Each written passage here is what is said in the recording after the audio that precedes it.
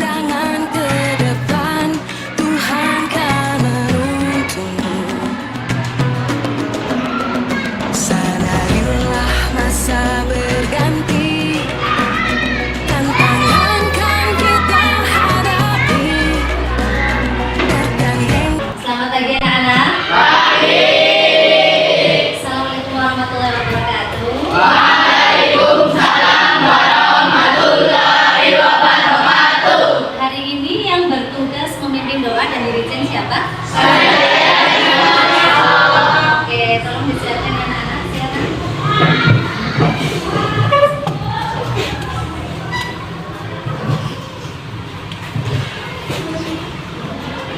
Di tempat duduk, siap, gerak. Doa mulai. A'udzubillahi minasyaitonir rajim. Bismillahirrahmanirrahim. Alhamdulillahi rabbil alamin. Islami dina wa bil Muhammadin nabiyya wa rasulah.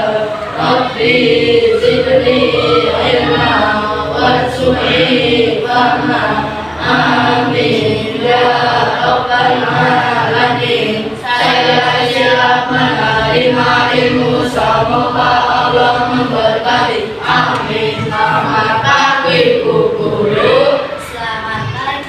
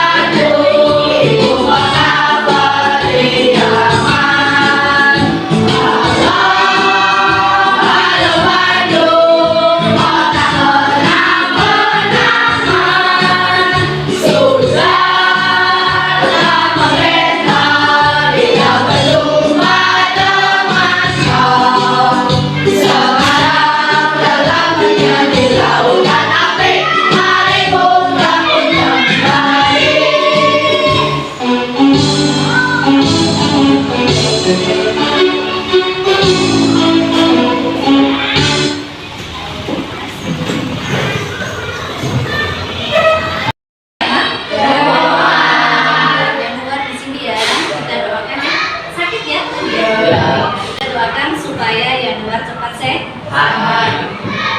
Oke, anak-anak sebelum kita pelajaran, Guru mau tanya dulu nih, perasaan anak-anak bagaimana hari ini? Oke, ditunjukkan dengan yang mana sudah ada di meja. Guru cek perasaannya. Oke, senang.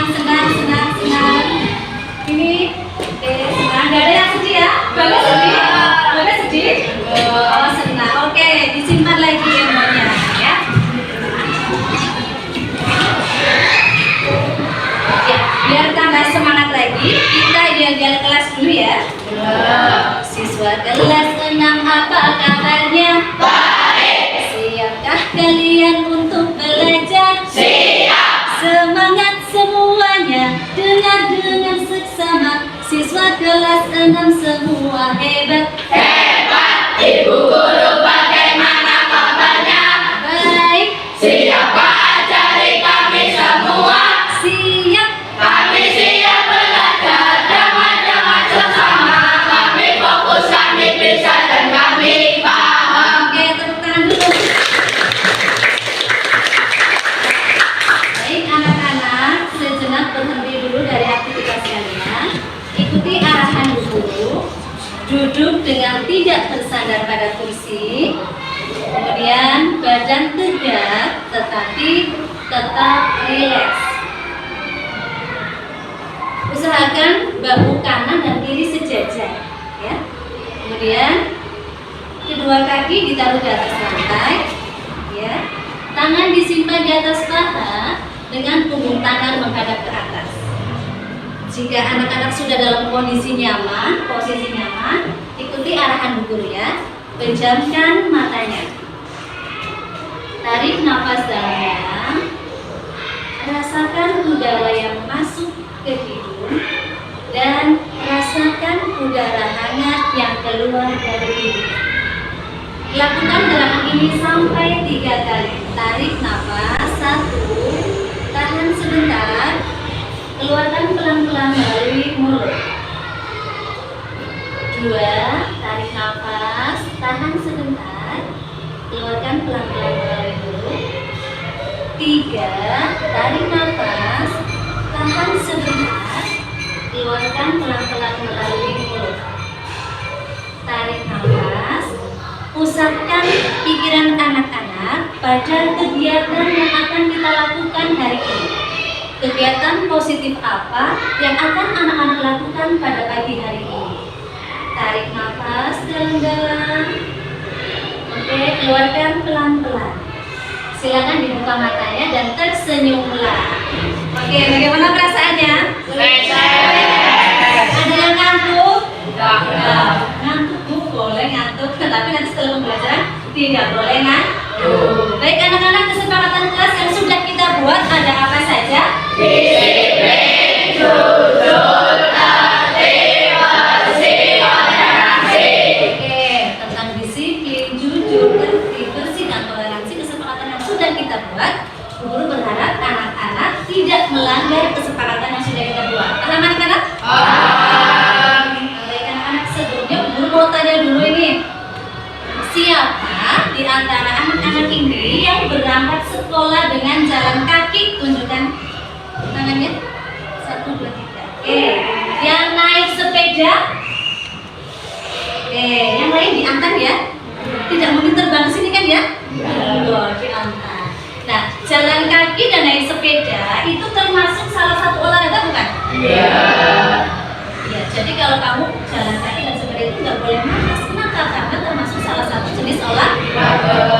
Salah satu jenis olahraga ini bisa untuk menyehatkan jantung kita. Kenapa sih Bu Guru jantung kita harus sehat? Nah, nanti Bu Guru akan bahas di sini ya. Baik anak-anak, kita akan bahas peredaran darah manusia. Ya. Gambar apakah ini? Pernah lihat di mana? Di buku. Kelas 5 pernah ya? Ya, karena materi kelas 6 itu adalah pengulangan dari materi kelas 4 dan 5. Kayaknya pernah Bu di ayam. Pernah makan jantung ayam? Pernah. Enak? Gambar jantung ya. Kemudian ada berapa ruang dalam jantung? 4. Apa saja ya? Nanti kita akan bahas bersama ya. Jantung tadi adalah fungsinya untuk memompa darah ya. Nah, ini darah. Apa sih fungsi darah? Fungsi darah adalah mengangkut oksigen ke seluruh tubuh dan mengangkat karbon dioksida dikeluarkan dari tubuh. Anak-anak kalau bernafas itu menghirup apa? Darah namanya oksigen atau udara yang kalian hirup itu tidak bisa masuk ke dalam tubuh kalau tidak ada apa ini? Tidak ada darah. Ya, tidak ada darah. Nah, darah tidak bisa mengalir juga kalau tidak ada jantung yang memompa. Jadi semuanya berhubungan ya. Benar sekali Mas Bagas, nggak ada jantung, betul sekali, nggak salah ya. Kemudian 3 organ peredaran darah manusia. Ada apa saja? Jantung, pembuluh darah, paru-paru. Next ya. Jantung itu terletak di rongga dada. Dadanya mana? Dada. Tapi di sebelah kiri. Ukuran jantung itu besarnya 1 kepalan lengan pemiliknya. Jadi kalau misalnya jantungnya Bu Guru, besarnya 1 kepalan tangannya Bu Guru. Mungkin tidak seorang balita bayi 5 tahun besar jantungnya sebesar tangannya, kepalanya Mas Sanjaya, mungkin tidak ya? Tidak. Kepala jantung bayi berarti ukurannya kecil seperti tangan bayi. Kemudian jantung berfungsi untuk apa tadi? Memompa. Kemudian ini ruangannya ada 4 apa saja tadi? Serambi kanan,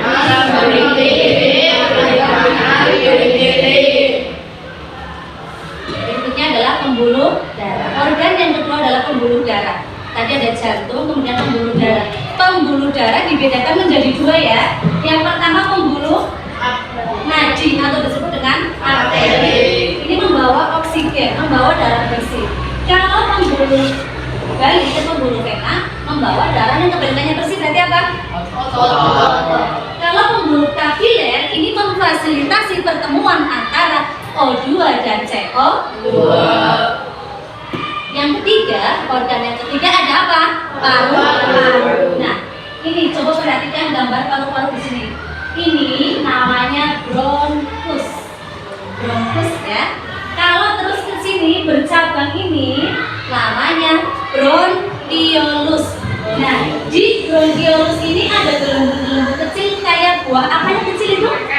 Lengkeng. Buah anggur, buah duku. Ini namanya alveolus. Disinilah pertukaran O2 dan CO2. Nah, paru-paru terletak di mana? di rongga dada juga, tapi di tengah nggak di kiri ya. Kemudian paru-paru berperan untuk mensuplai oksigen.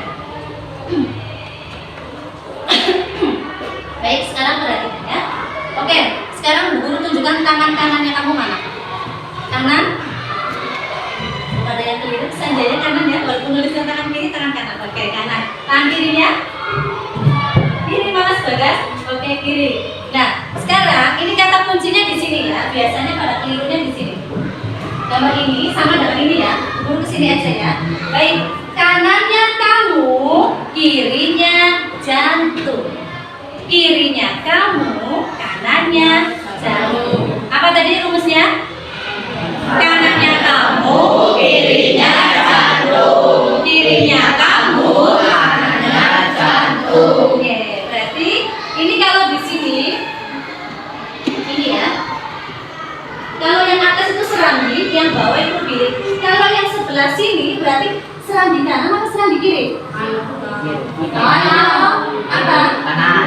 Bukan, kirinya kirinya, kanannya kamu, kirinya jantung. Berarti kalau sebelah sini ini serambi kanan apa serambi kiri? Serambi kiri. Pintar. Oke. Yang bawahnya itu bilik. Berarti bilik kanan atau bilik kiri? Konsentrasi. Oke. Kemudian sebelah sini, ya sebelah sini. Serambi kanan, pintar. Bawahnya? Kalau yang atas ini? Yang bawah ini? Nah, yang garis yang ini, yang tanda panah ini adalah pembuluh darah nadi yang membawa darah bersih. Kalau yang ini pembuluh vena, membawa darah kotor. Oke, ya sekarang kita biar lebih paham kita praktekkan dulu. Mas Yusuf bisa Rina bantuannya sebentar. Kita praktekkan dulu. Kemudian pilih kanan dan serambi kanan. Oke ya, perhatikan. Ini anggaplah jantung. Ketika jantungnya hanya berperan ada saja, jantungnya amat, tapi dia tidak memompa. Apakah darah akan mengalir? Tidak akan mengalir kan? Tapi kalau guru pompa, guru tekan ke sini, mengalir tidak? Mengalir. Alirannya urutannya? Dari serambi kiri. Serambi kiri.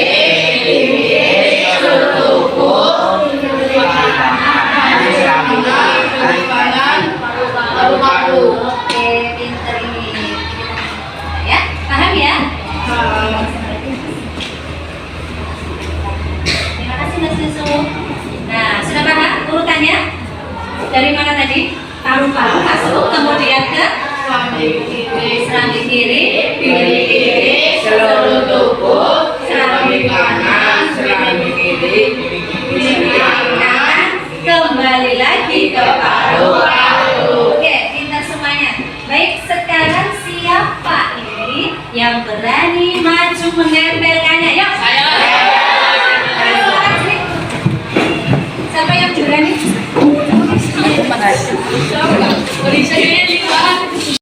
Dulu ya.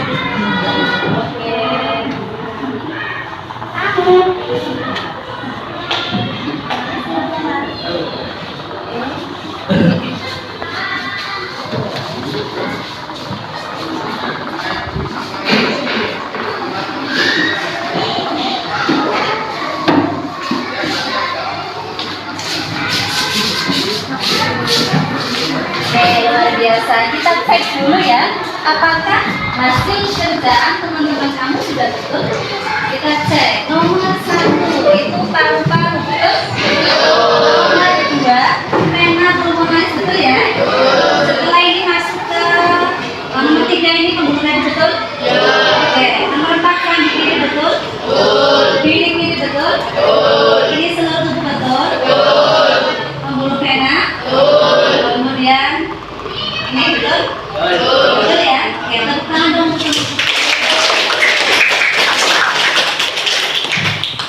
Biar kita paham lagi, kita nyanyikan dulu ya lagunya ya.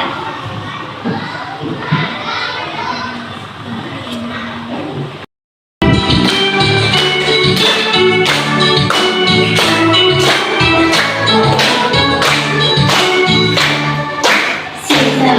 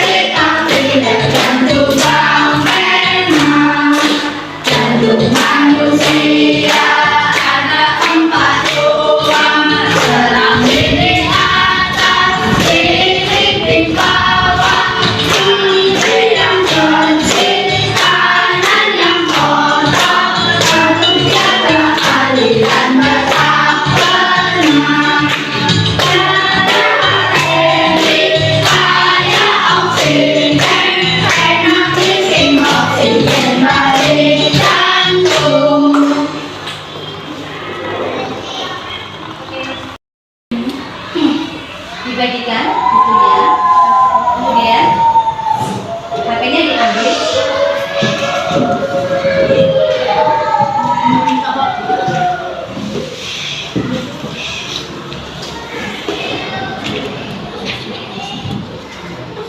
Oke, tugasnya perhatikan. Silakan kalian buka HP-nya di grup sudah Bu Guru share tugas untuk anak-anak menggambar. Di grup kalian sudah ya. Silakan dikerjakan dengan baik tugasnya. Ada kalian mau bertanya? Ya, silakan dibuka dulu pertanyaannya. Oke, kelompok yang ini dipegang HP-nya. Oke, ini LKPD-nya belum bagi dulu.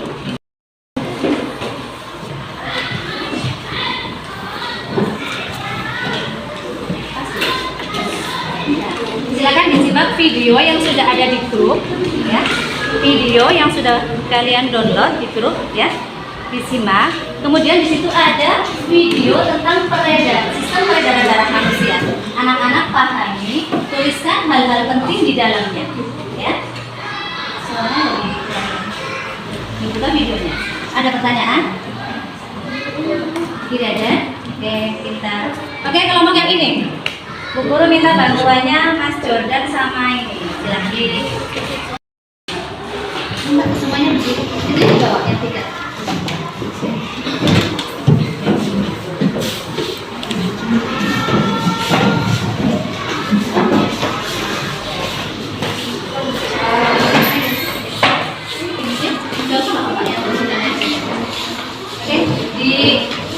Oke, terima kasih. Nanti Bu Guru kasih contoh dulu ya. Itunya mana? Oke, Bu Guru kasih contoh. Nah, kita akan bermain di sini sistem peredaran darah, ya. Jadi, Bu Guru akan masuk ke paru-paru. Ketika kamu masuk di paru-paru begini, berarti ininya harus di dada kamu, tulisannya harus paru-paru. Kalau tulisannya ini seluruh tubuh, betul apa salah? Harus paru-paru ya. Nah, setelah ini kamu akan berjalan melalui pembuluh vena ini masuk ke nomor 2. Nomor 2 baru tadi apa ya? Apa dulu? Serambi kanan. Ini serambi kanan, ya. Setelah serambi kanan nomor 3 masuk bilik kanan, tinggal dibalik aja. Jangan ketukar-tukar. Setelah dari bilik kanan lewatlah ke pembuluh nadi di sini. Oke, berjalan menuju kemana ini? Seluruh tubuh. Dari seluruh tubuh naik lagi kembali ke jantung melalui pembuluh vena masuk ke nomor 5. Nomor 5 apa namanya? Serambi kanan. Ayo kanan kiri serambi kanan. Yang mana ini tulisannya? Oke, ini ya. Terus masuk ke nomor 6 berarti apa? Bilik kanan, kemudian kembali lagi ke paru. Adakah pertanyaan? Tidak? Bisa mencoba? Oke, Jihan silakan.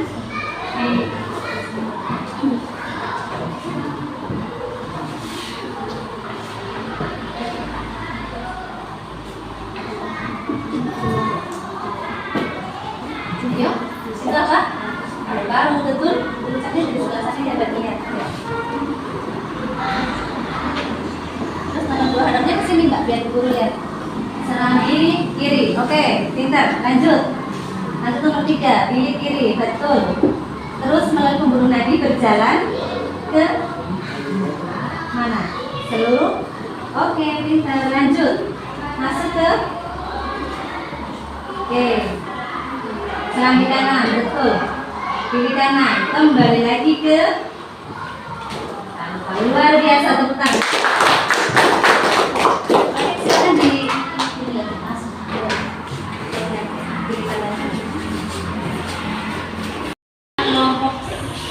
Kelompok apa ya?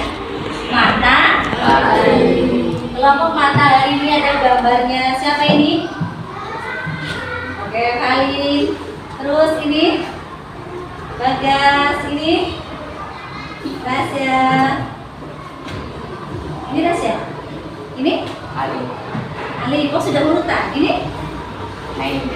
Siapa? Mei. Wow, keren. Gambarnya keren-keren sekali. Bibi, kemudian siapa ini? Alika, ini pasti Rizka ini. Pintar ini. Terus? Oke, punya Rizka. Oke, semuanya bagus. Jadi tepuk tangan dong untuk Lukman.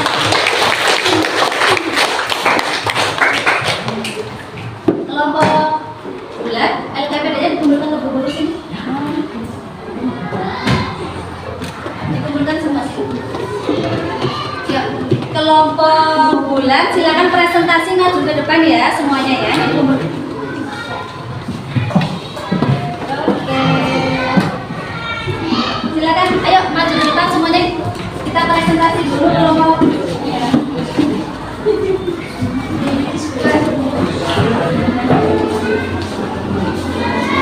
Oke, kita presentasi dulu ya kelompoknya kelompok bulat. Yang baris dulu.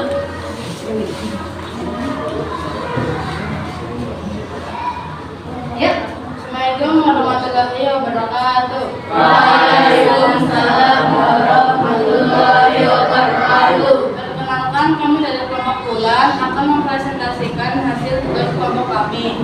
Pada kelompok kami ditugaskan untuk melihat video proses aliran darah manusia, di mana setelah melakukan kegiatan tersebut kami semakin paham. Adapun proses aliran darah manusia dari paru-paru kemudian ke serambi kiri dan ke bilik kiri, lalu ke paru-paru ke seluruh tubuh, kemudian ke serambi kanan, kemudian ke bilik kanan, lalu kembali lagi ke paru-paru. Demikian presentasi kelompok kami. Wassalamualaikum warahmatullahi wabarakatuh. Waalaikumsalam warahmatullahi wabarakatuh. Luar biasa, tepuk tangan.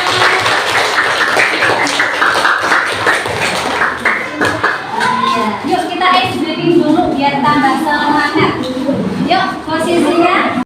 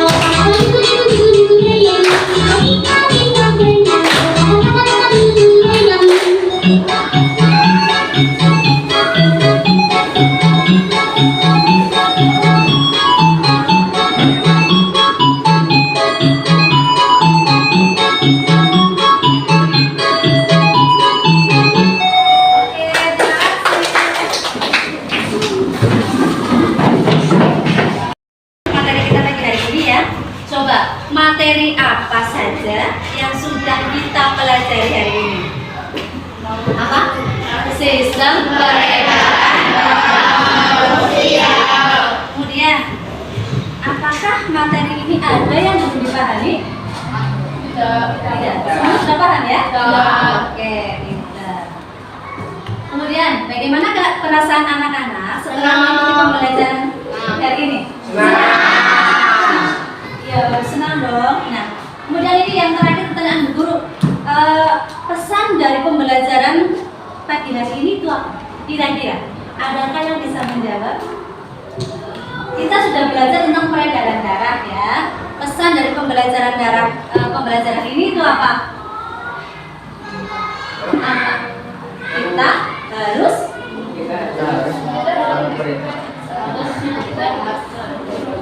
Oke, kinesia, tepuk tangan untuk kinesia. Kita harus menjaga kesehatan organ peredaran. Paham ya anak-anak ya? Mari kita tutup kegiatan hari ini dengan bacaan hamdalah bersama. Alhamdulillah. Iya, nanti anak-anak tidak dulu ya. Assalamualaikum warahmatullahi wabarakatuh. Waalaikumsalam warahmatullahi wabarakatuh.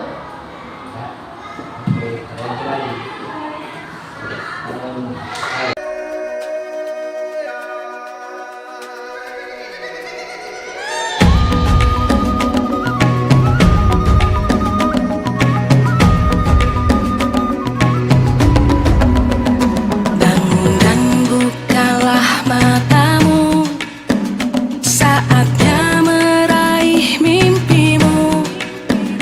Arahkan pandangan ke depan, Tuhan kan menuntunmu.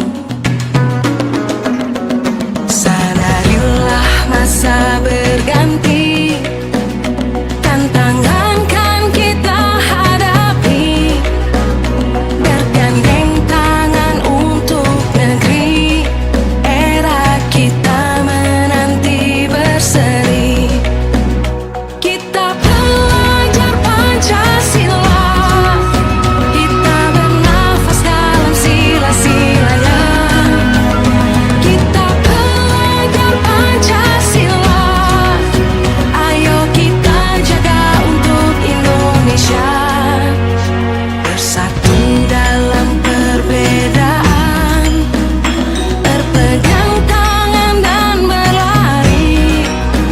Singkirkan egomu, oh kawan, demi negeri ini. Jadilah generasi emas, cerdas berkarakter itu kita.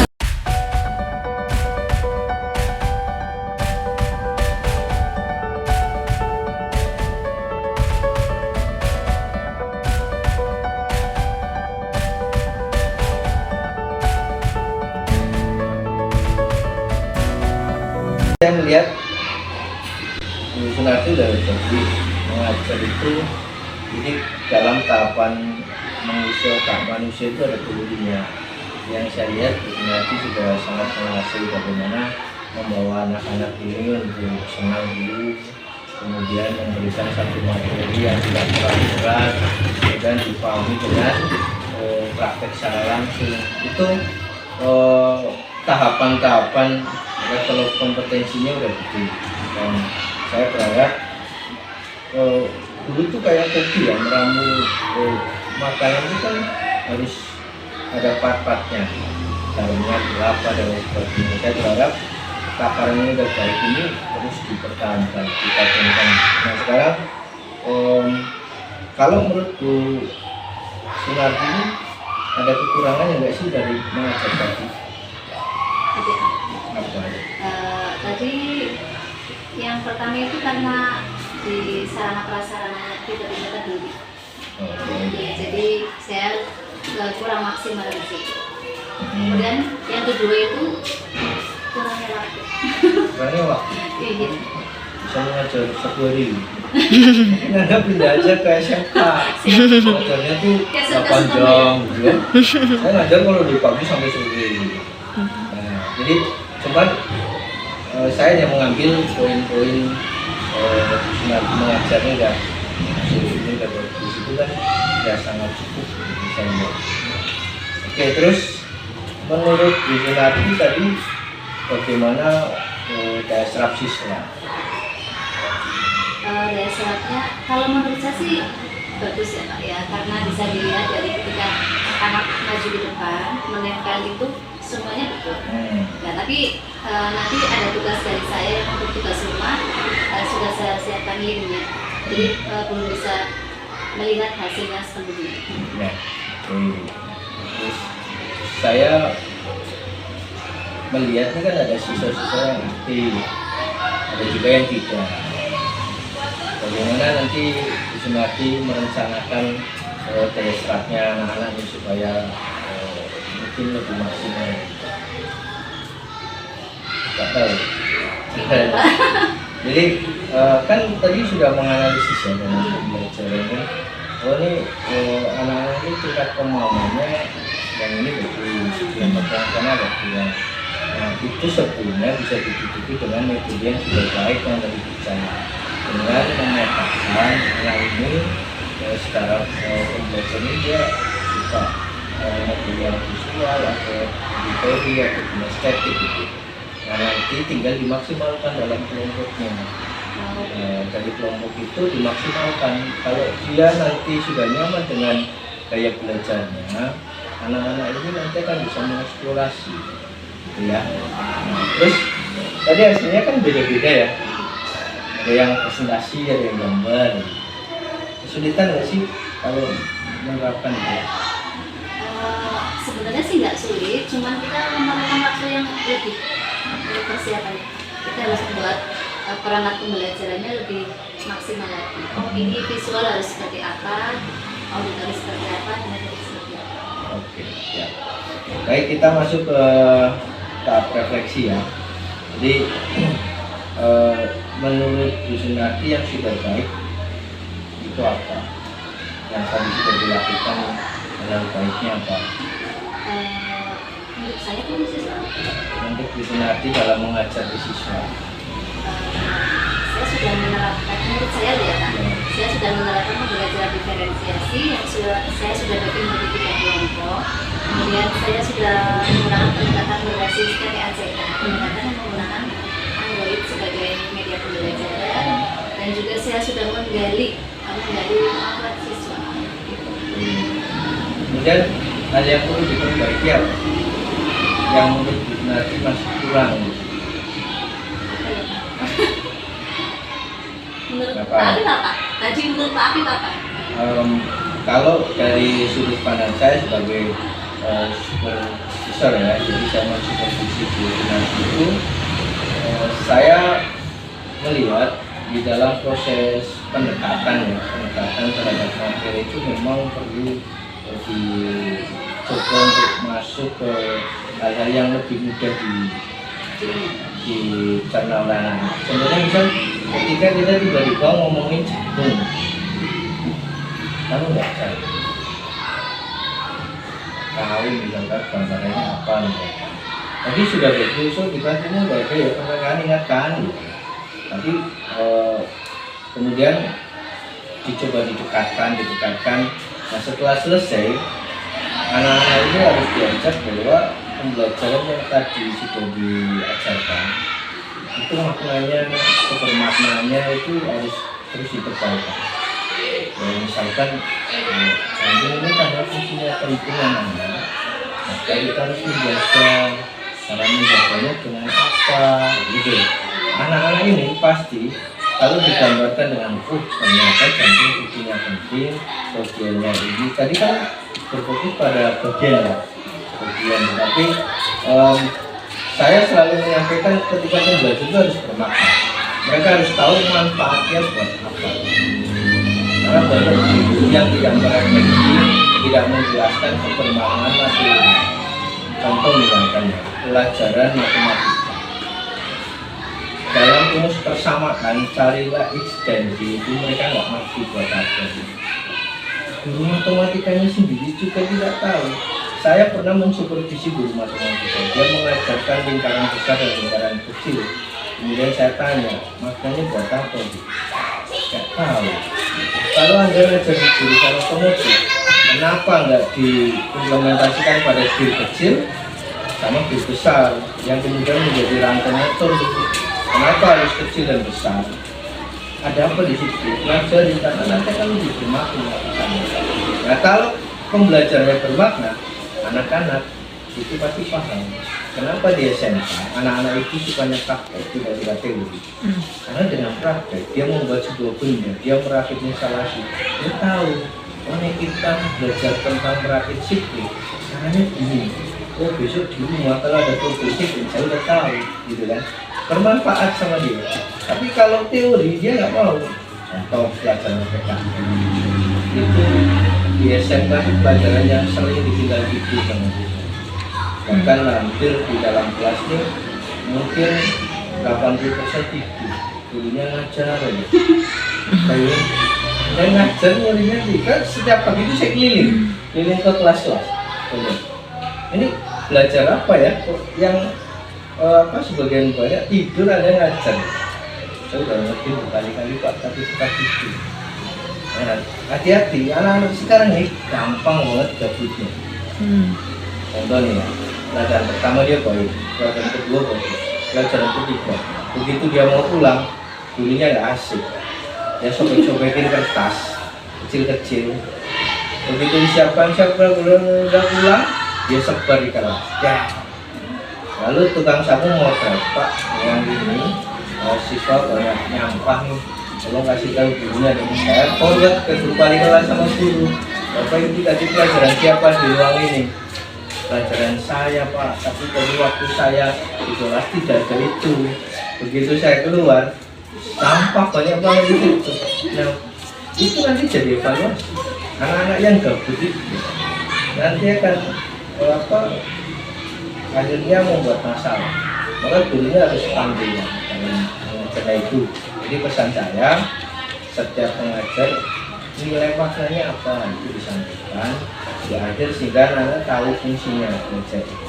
Tapi tadi udah bagus banget. Saya kemarin maaf ya di SMP itu ya akhirnya yang gabut saya gitu. Nonton orang ngajar ini ngomong sendiri, muridnya nggak dengerin. Terus kemudian ada beberapa murid yang sudah pelajaran lama baru masuk kemudian terpilih baru gurunya tidak menyampaikan karena setelah saya tanya itu murid khusus Pak yang kerok di sekolah itu. Dan kalau yang kerok kita nggak mendidik, nggak bisa juga gitu. Nah itu juga masuk ke dalam identifikasi siswanya nggak begini. Kalau dia benar identifikasinya, kita bisa tangani itu masalah. Gitu ya. Nah, misal saya contohkan gini, ada satu siswa di SMK saya itu, dia paling tidak suka dikasarin sama guru. Misalkan gurunya bilang, kamu itu tidur terus, itu dia marah. Hampir semua guru laporan ke saya, Pak. Itu ada satu murid yang suka nantangin gurunya. Kenapa ditantangin? Tahu Pak, katanya pukul bajunya tak ada nih. Nanti pulangnya dan lain sebagainya, rumahnya mana? Hampir mau dipukul gurunya. Jadi saya bilang, coba bawa ke saya. Saya itu, saya Pak Afif, saya wakil kepala wilayah. Kenapa kamu nantangin semua guru? Oh, tantangin saya enggak? Kenapa? Saya berjaya. Ada masalah apa saya dari? Ternyata dia hanya butuh diperlakukan baik oleh gurunya. Karena di rumah dia sering dipukulin sama bapaknya. Saya sering mengalami kekerasan, dipukul sama bapak. Diusir dari rumah itu sering. Saya nggak ketemu di sekolah juga begitu. Lalu di mana saya dapat tempat nyaman? Di rumah udah nggak nyaman, di sekolah tidak. Nah, kuncinya itu saya panggil semua gurunya. Gitu. Terus ada lagi anaknya Bu Sedi sekolah di tempat saya. Dia pegang satu perusahaan yang semua gajinya karyawan itu harus ada tanda tangannya dia. Satu ketika dia berangkat terlambat, gurunya marah-marah. Kamu berangkat jam 9 macam-macam. Akhirnya dia marah. Datang ke saya, Pak Afif, saya tadinya mau nggak sekolah. Kenapa saya berangkat jam 9? Karena bapak saya mengajak saya ke bank. Karena semua karyawan di pabrik itu harus ada tanda tangan saya, baru dia bisa gajian. Nah, kalau saya nggak ke bank, kan mereka nggak gajian Pak. Nah, begitu saya ke bank, selesai, saya bilang papa saya, Pak, saya nggak sekolah nih. Nanti kalau ke bank nanti saya terlambat. Ya, tapi kan kalau gajian kamu harus ke bank. Akhirnya dia berangkat setelah dari bank. Nah mestinya gurunya tanya itu duluan sebelum marah-marah kan. Nah itu permasalahan kecil yang kemudian menjadi akhirnya komunikasi guru dan murid gak baik, timbullah kebencian.